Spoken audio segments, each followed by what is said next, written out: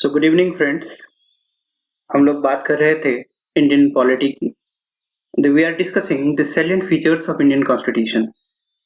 The salient features means which are the very peculiar, which are very unique to the our constitution, that is Constitution of India. In the last class we have seen the few features.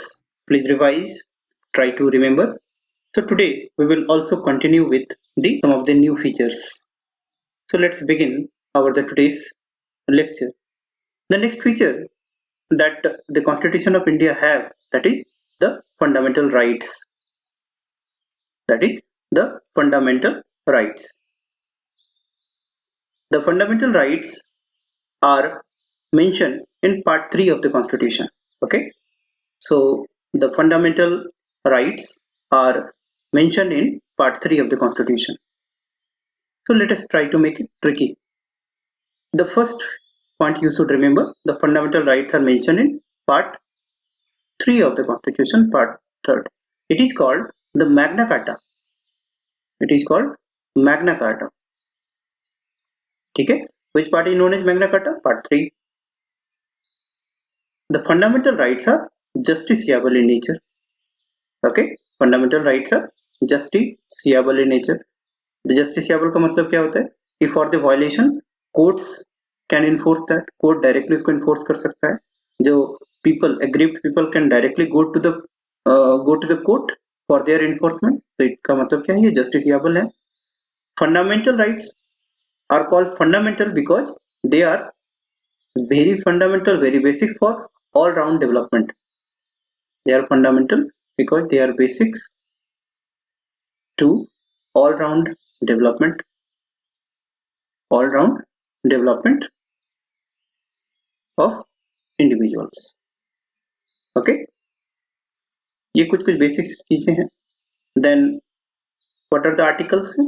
Articles 12 to 35 fundamental rights are mentioned. How many fundamental rights? Now 6 fundamental rights, and it is borrowed, or it is from Bill of Rights of USA. ठीक है, so these are the few information you should keep with fundamental rights. The Constitution of India, the original Constitution, there are total 7 fundamental rights. Okay, so the number of fundamental rights in your original Constitution, but now how many fundamental rights? There are 6 fundamental rights. Original 7, now it is 6. So what are the 6 fundamental rights? Number 1, try to remember the keywords. First is your right to equality. First fundamental right is your right to equality. And what are the articles? 14 to 18. इस तरह से याद करेंगे. Second, right to freedom. ठीक है. And what are the articles? 19, 20, 21, 22. ठीक है, 19 to 22. Third fundamental right is your against the exploitation. ठीक है, तो ये कौन से आर्टिकल्स हैं? 23 and 24. Then is your the freedom of religion. इसका मतलब है जो religious freedom है वो कौन से आर्टिकल्स हैं? 25 से लेके 28 तक. ठीक है. Then your cultural and educational rights. Cultural and educational rights वो कहाँ कौन से आर्टिकल्स हैं? This is 29 and 30. Sixth one is your the constitutional remedy. Sixth one is your the constitutional remedy, and this is mentioned under article 32. एक article missing है 31. Actually that was your right to property. That was right to property, and the right to property was mentioned in article 31. Okay, so total 7 हो गए. This was in original document. This right, that is right to property, it was abolished. Okay, right to property was abolished and it was converted into legal rights. It was converted into legal rights by 44th Constitutional Amendment Act. By 44th Constitutional Amendment Act 1978, and it was placed under Article 300A Part 12 of the Constitution. And what is the status right now? The status is legal right. ठीक है? So these are the brief introduction about the fundamental right. There are total 7 fundamental right. Now ये 6 हैं, and the 6 fundamental rights are right to equality, Article 14 to 18, right to freedom, 19 से 22, freedom against exploitations, that is 23 से 24, religion 25 से 28, cultural and educational right 29 से 30, and constitutional remedy, that is Article 32. And there was a right to property 31. It was turned from fundamental right to legal right through Constitutional Amendment Act 1978, and it was placed under 300A Part 12 of Constitution, and status is legal right. What is the difference between fundamental and legal right? Okay, एक छोटा question है कि fundamental right और legal right में क्या difference होता है. तो फंडामेंटल राइट में सबसे बेसिक चीज क्या है कि these are guaranteed by fundamental law of the land. वाला नाम से ही याद रह जाएगा. These are guaranteed by fundamental law of the land.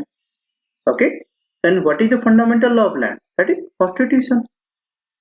So these are called the fundamental rights. ठीक है, these cannot be violated. They are justiciable in nature. Getting my point? Fundamental है, the fundamental law of land constitution से guaranteed है और they are justiciable है. But legal right, ये जो तुम्हारे law, that is law of legislature के through हम लोग इसको चेंज कर सकते हैं. ठीक है, as per the needs. तो बेसिक डिफरेंस यही है कि फंडामेंटल राइट ऐसे आर्बिट्रेरी चेंज नहीं कर सकते हैं. They are fundamental for all round development. But कोई लीगल राइट से अकॉर्डिंग टू नीड्स हम लोग चेंज कर सकते हैं. Now let's move to the next feature, that is directive principles of states policy. तो next feature is your, short में क्या बोलते हैं इसको, DPSP. ठीक है, फुल फॉर्म क्या है, directive principles of state policy. Clear? So directive principle of state policy, and it is very unique feature, novel feature to the Indian Constitution. Our constitutional maker Dr. Bhim Rao Ambedkar call it the novel features. Novel features. ठीक है, so let's see what is DPSP. These are the directive principle of state policy. मतलब हिंदी में इसको कुछ ऐसे बोलते हैं, राज्य के नीति निर्देशक तत्व. ठीक है, नीति निर्देशक तत्व. नीति निर्देशक तत्व का मतलब क्या है कि जो स्टेट जब प्लानिंग कोई पॉलिसी बनाती है तो ये फंडामेंटल है. These are the fundamental things that state should keep in mind while framing their plan policies for the governance. So these are the kind of fundamental instructions. They are the fundamental instructions to executive, okay, plus legislature while framing what, the plans, okay, policies, etc. for what, governance. So administrative policy plan frame करने के लिए these are the kind of fundamental instruction. These are, इसलिए इसको कभी कभी बोलते हैं कि they are known as or they corresponds to instrument of instructions of Government of India Act 1935 Act. So 1935 Act जो था, जैसे structural part of our constitution is borrowed. So इसमें एक section है that is called instrument of instruction. So the DPSP are kind of instrument of instruction. ठीक है, this is we will take up in detail in subsequent lecture. Let's understand. DPSP कहाँ से borrowed है? This is from Irish Constitution. You already know it. DPSP में क्या important चीजें याद रखनी है? DPSP, ठीक है? They are fundamental instructions. पहला, which part? Part 4. Articles 36 to 51. ठीक है? Second, justiciable or non-justiciable? These are non-justiciable. I hope अब समझ में आ ही गया होगा कि जस्टिसिएबल और नॉन जस्टिसिएबल क्या होता है ना। Justiciable means for the violation court should come for its restoration.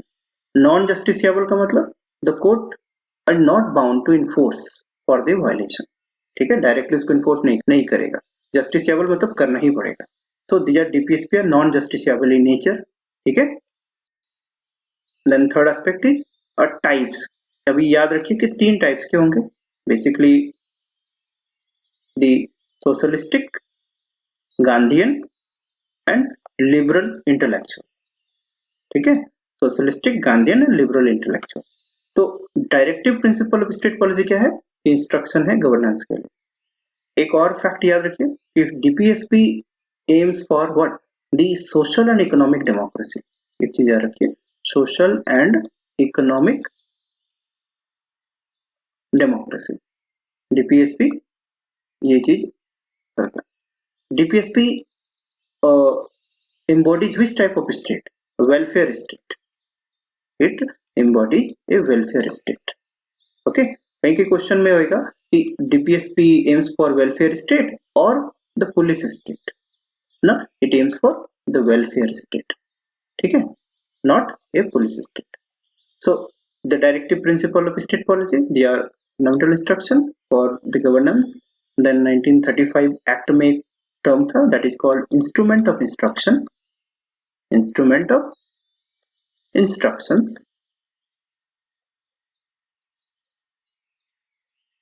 तो DPSP उसको correspond करता है। Then part 4 36 to 51 non justiciable nature है, aims for welfare state.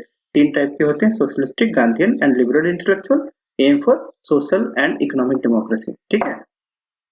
Fundamental rights इसको एम करता था, एक पॉइंट वहां पर छूट गया, दैट इज पॉलिटिकल डेमोक्रेसी, ठीक है।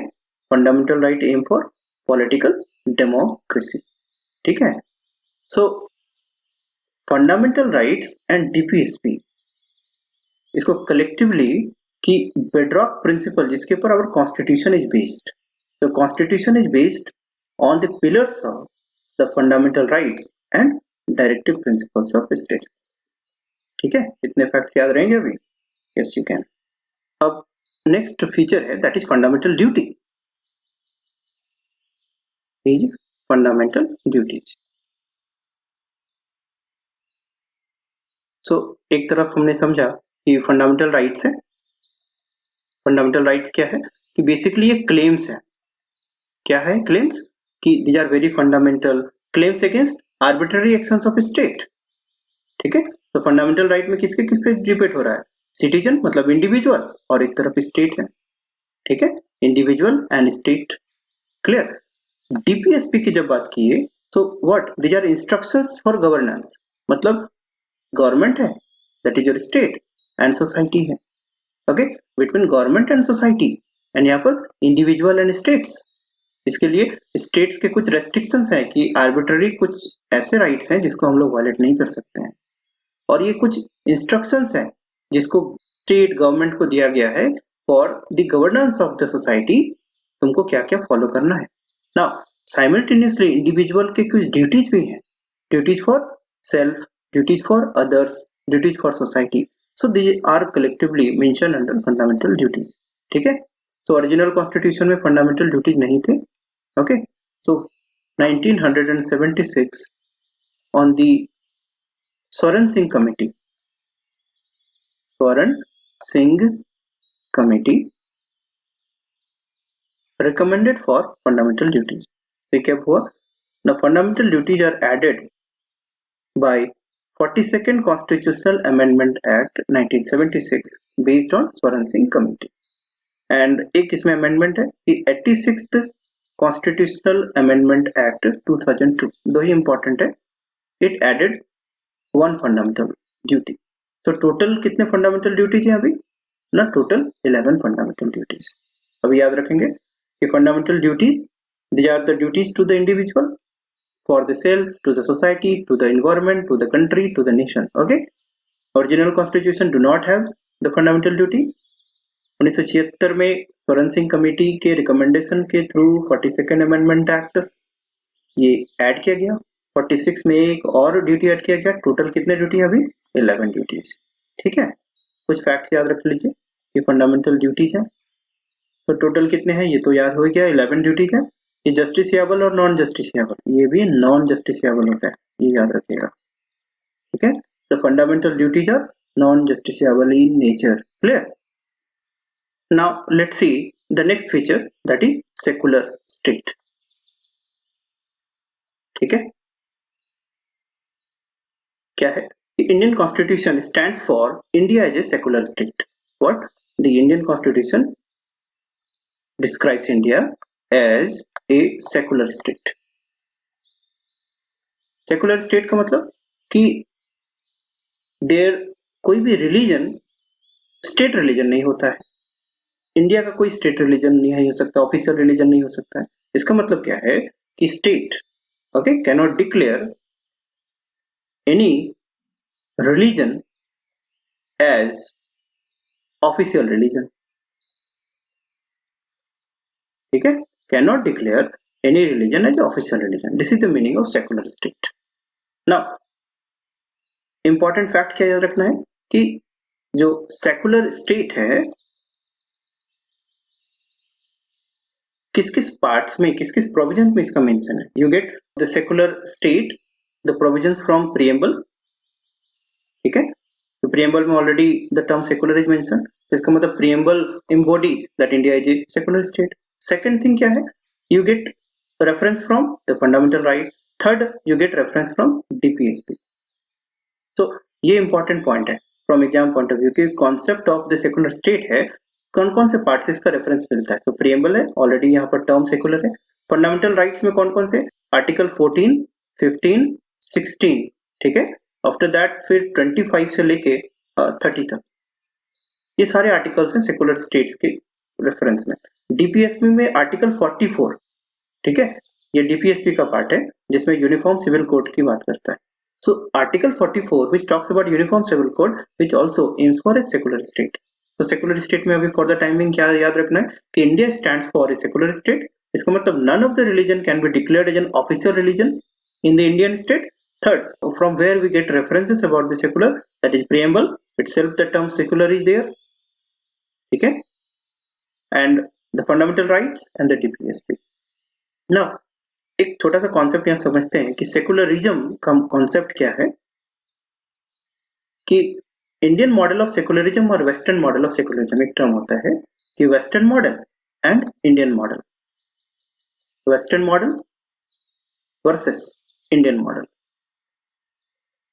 The western model is known as negative concept of secularism, it is called negative concept, okay, and Indian model is called positive concept.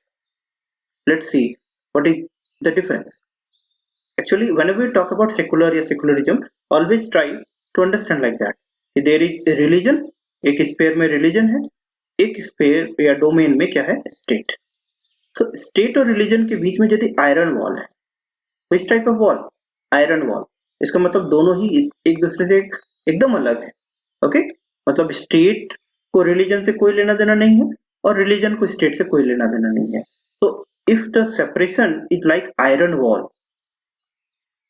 ठीक है, then it is the western model and that is called negative concept। और Indian model क्या है, positive concept, कि religion और state दोनों के बीच में क्या है ना, सेमी परमिएबल मेम्ब्रेन। ठीक है, दोनों के बीच में जो डिमार्केशन लाइन है that is like semi permeable membrane. ठीक है, क्या मतलब कुछ यदि चीजें अच्छी हैं तो हम लोग एक दूसरे से शेयर कर सकते हैं। जैसे कि एग्जांपल समझते हैं कि जैसे इंडियन कॉन्स्टिट्यूशन का आवर नेशनल एम्ब्लेम क्या है, ठीक है, उसमें लाइन क्या हुआ, सत्यमेव जयते, सत्यमेव जयते। तो ये जो स्टेटमेंट है सत्यमेव जयते, it is taken from a what is called Upanishad. इसका मतलब रिलीजियस टेक्स्ट है। So religious text and we use it as emblem for our state. मतलब स्टेट रिलीजन से कोई अच्छी चीजों को उठा लेता है तो इट इज पॉसिबल जब दोनों के बीच में कैसा मेम्ब्रेन होगा, semi permeable membrane. Okay, otherwise ये वेस्टर्न कॉन्सेप्ट में तो पॉसिबल नहीं था। क्योंकि यहाँ की चीजें हम लोग यहाँ नहीं यूज कर सकते हैं, यहाँ की चीजें यहाँ नहीं यूज कर सकते, दोनों एक आयरन डिफरेंस वॉल से सेपरेटेड है। सो इसी रेफरेंस को यहाँ नेगेटिव कॉन्सेप्ट, इसको यहाँ पॉजिटिव कॉन्सेप्ट बोलते हैं, ठीक है। तो tell me which one is good? It is a good work as far as positive characteristics features are concerned. So Indian model of secularism is the connotation of positive concept where state or religion is separated by semi-permeable membrane. एक example याद रखना tricks. Second secularism जो western model है that is negative concept because दोनों के बीच में कैसा wall होता है? आयरन वॉल, दोनों को एक दूसरे से कोई लेना देना नहीं होता है। Now let's move to next feature. Next feature is your single citizenship. Okay, next feature is your single citizenship. In the Indian Constitution provide for this single citizenship. Single citizenship का मतलब क्या है कि there is a citizen of India, the citizenship of India only. कि कोई भी person किसी भी स्टेट में रिसाइड करेगा वो हमेशा क्या कहलाएगा? इंडियन सिटीजन, ठीक है, सिटीजन ऑफ इंडिया। ऐसा नहीं कि इंडिया है तो we call it always Indian, हम लोग नहीं बोल सकते हैं कि वी आर झारखंडी, ठीक है। It is not the identity of our citizen. What is the identity of citizenship? Indian, Bihari, ठीक है, something like that we cannot use. What is the citizenship? That is Indian. But if you go to USA, ठीक है, so there is the two type of citizenship. There is called the state citizenship, and there is something called federal citizen. इसका मतलब here they have the dual citizenship concept. There is dual citizenship concept. Getting my point? So there are certain countries there is a provision for dual citizenship, but Indian Constitution provide for single citizenship. For the time being, ये याद रखिए कि citizenship is governed by an act that is called Citizenship Act 1955. ठीक है, Citizenship Act 1955. There is a separate chapter on this. We will take up in subsequent lecture. But citizenship is governed by the Citizenship Act 1955. In India, provide for single citizenship. But the country like US, they provide for dual citizenship. There is a state and there is a federal citizenship. Clear? We have the single citizenship. The next feature is universal adult franchise. Universal adult franchise, ठीक है। ये क्या है कि कोई भी person जो 18 year से ज्यादा हो, they have right to vote, मतलब इलेक्शन का पार्ट हो सकता है। ओके, तो earlier it was 21 years. Okay my dear friend, earlier कितना था? एज 25 इयर्स हो तभी आप एलिजिबल होंगे फॉर व्हाट? द वोटिंग के लिए, इलेक्शन के लिए, you have voting right. But it was changed and it was brought to 18 years. ये कब हुआ? that is important, ये याद रखिएगा कि when the age for election or voting right it was reduced from 21 years to 18 years, याद रखिएगा 1988, and that was 61st Constitutional Amendment Act, याद रहेगा, that is 1988. This was the one thing. अब why this? It was a bold experiment. इससे क्या हुआ कि democracy it become the more broad based, okay, more grass rooted, ज्यादा इसका base बढ़ेगा। Then let's move to the next feature. Next feature is your the three-tier government. Three-tier government. Okay, this is a very important feature. You should remember. You know that in the federal model we have seen there is the state government, there was central government, okay, there was central government and there was state government. Now the government of India, we found there is a three-tier structure. क्या है? At the top there is a central government, then below it there is a state government, and then there is third tier, that is local self government. Okay, LSG, local self government. It was added by two legislation, 73rd Constitutional Amendment Act 1992, 74th Constitutional Amendment Act 1992. The 73rd Constitutional Amendment Act 1992, it provided for the rural local government, and 74th Constitutional Amendment Act, it provided for urban local government. This rural local government is called panchayat, okay, and this is called municipality. This is called municipality. So you should remember the panchayat. It added a new schedule, that is schedule 11, and here a schedule was added, that was the 12th schedule. Part, remember, it is 9, and part, it is 9A. Okay, we'll take in details. So this 3-tier structure we found for Government of India. This 3-tier structure is very unique, but it means कहीं भी world में नहीं मिलता. It is only found in India. Remember this. Only found in India. Okay. So 3-tier structure, it is a unique feature to the Indian Constitution. Now let's see the next feature, the emergency provisions. Next feature is your emergency provisions. Okay. Emergency provisions means for what? It is an enabling cause. First thing you should remember. Okay. It is an enabling provisions. Enabling provisions to President of India. To President of India. There were the substances जब कभी ऐसे situation हो like extraordinary situation, जब president को decision लेने पड़े to deal with that situation effectively, so there are certain enabling provisions known as the emergency provisions. ठीक है. तो our constitution में कितने टाइप के emergency mention है? There are 3 types of emergency. There are national emergency, state emergency, and the financial emergency. There are 3 types of emergency. Okay. The national emergency, it is mentioned under Article 352, state emergency Article 356, and financial emergency under Article 360. Okay, let's see a brief about this. Article 352, it describes about national emergency. ठीक है, national emergency 3 grounds पे generally लगाया जाता है: war, external aggression, and armed rebellion.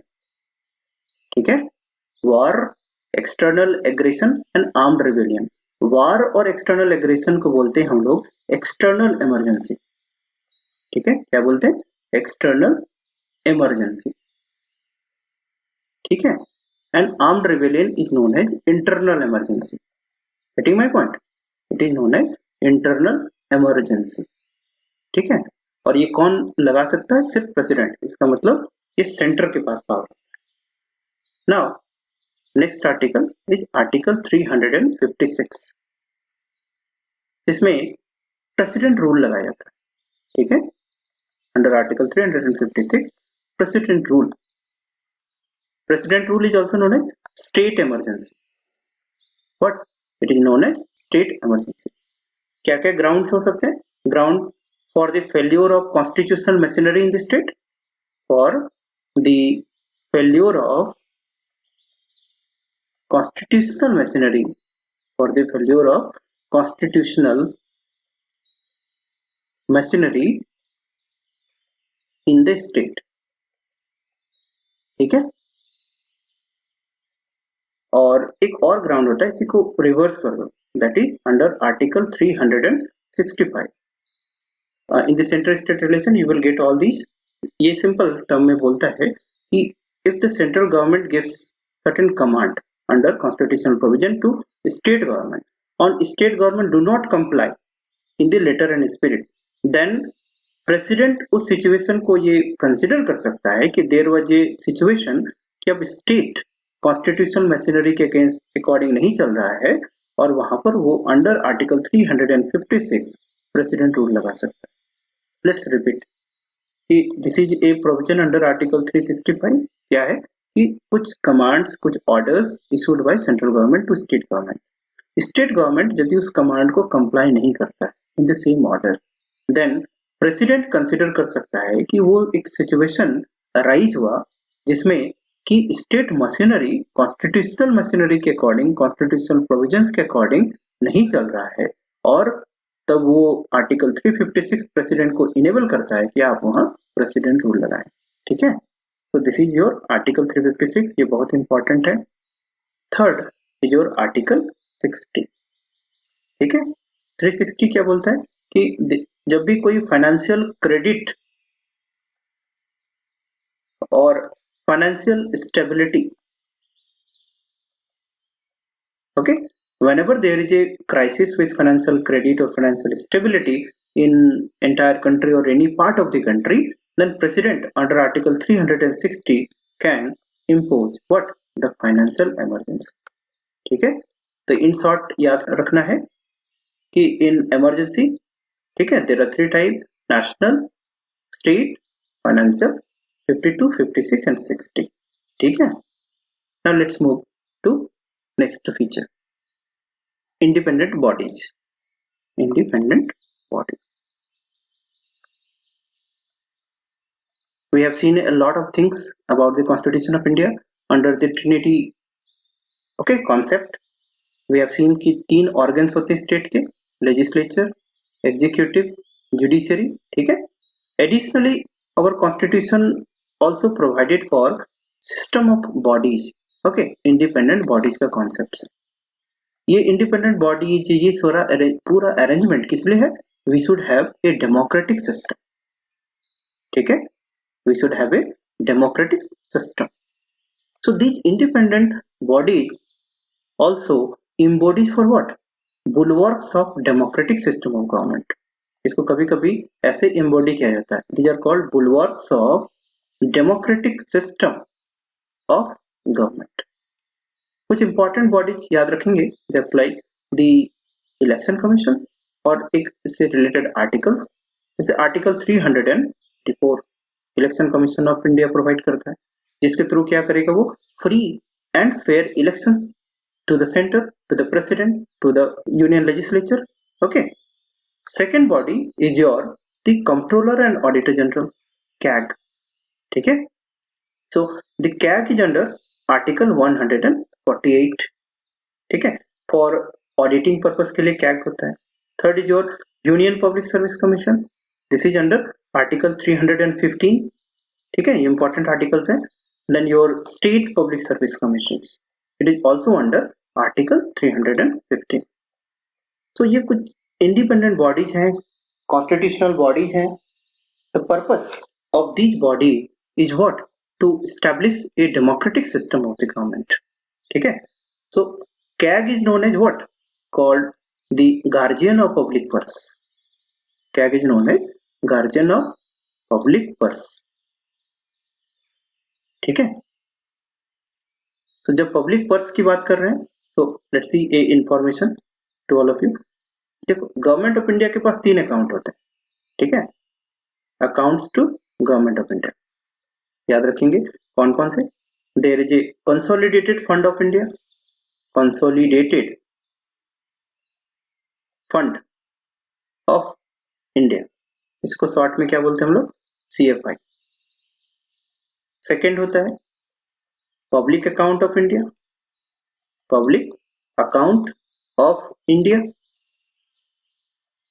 ठीक है, and third is your contingency fund of India, contingency fund of India. Okay, contingency fund of India, COFI। तो तीन अकाउंट्स होते हैं, तीन पब्लिक पर्सेस हैं, जैसे consolidated fund, public account and contingency fund of India. So we have tried to cover the important features of our constitution, and let's have a recap in the 2 minutes कि क्या क्या important चीजें याद रखनी है। Constitution of India क्या है, constitution of India पहला चीज देखिए क्या कि फंडामेंटल राइट्स।